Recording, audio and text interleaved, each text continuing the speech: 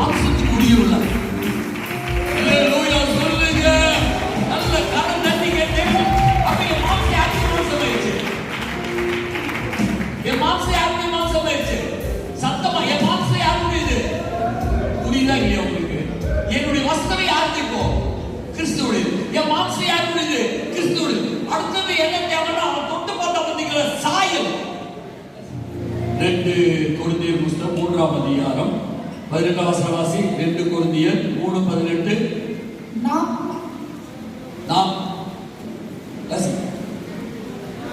நாம் எல்லாரும் திறந்த முகமாய் கர்த்தருடைய மகிமையை கண்ணாடியிலே காண்கிறது போல கண்டு ஆவியாய் இருக்கிற கர்த்தரால் ஆவியா உகாதீங்க, கண்ணத்துல கை வைக்காதீங்க.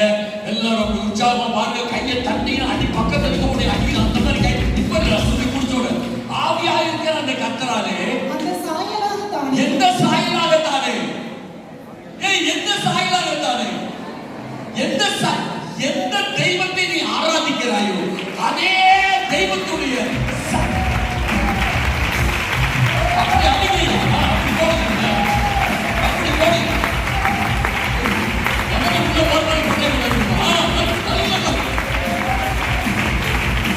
யாருடைய சாயலா?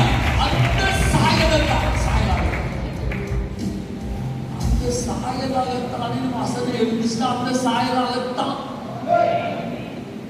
சாயலாகத்தானே அது மாதிரிங்க, இது மாதிரிங்க. அவர் பார்த்தா உங்க மாதிரி இருந்தீங்க அப்படி சொல்லி புஷ்பல் பொண்டாட்டி காரியார் மேல பொண்டாட்டி கை போட முடியுமா? என் பொண்டாட்டி மாதிரியே நான் தூரத்தில் பார்க்குறேன் அதே மாதிரி இருந்தது அப்படி கை போட முடியுமா? போடலாம். அதுக்கப்புறம் வேற விஷயம் வேற. அப்ப அது மாதிரி இல்ல, அது வேணும். அவர் மாதிரி இல்ல, அவர் அதே தான். அப்ப வஸ்திரம் அவருடைய வஸ்திரம். அல்லேலூயா. சரீரம் அவருடைய சரீரம். அந்த தோல் சாயல் யாருடைய சாயல்?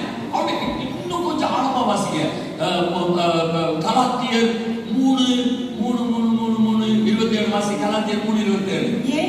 ஏனெனில் கிறிஸ்துவுக்கு உள்ளாய் ஞானஸ்நானம் பெற்றவர்கள், நல்ல ஞானஸ்நானம் பெறாதவங்க நல்ல காதை திறந்து கண்ணை திறந்து நல்ல கவனிங்க.